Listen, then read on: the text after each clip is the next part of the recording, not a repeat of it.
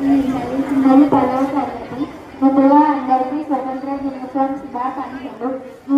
గౌరవనీయులు ప్రధాన ఉపాధ్యాయులు, ఉపాధ్యాయులు, విద్యార్థులు మరియు వేదికకు చేసిన అందరికీ నా హృదయపూర్వక వందనాలు. ఈ రోజు మనకు ఇక్కడ చేరింది మన దేశానికి స్వతంత్రం వచ్చిన రోజు.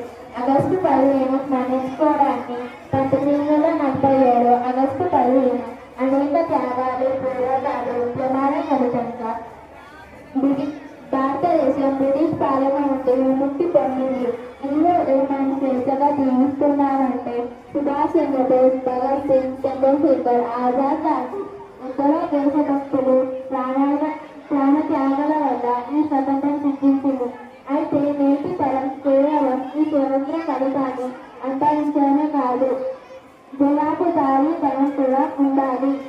దేశం అభివృద్ధి కోసం కృషి చేయాలి. పౌరులుగా మన కర్తవ్యాన్ని నిర్వహించుకోవడం మన బాధ్యత అని గుర్తించాలి.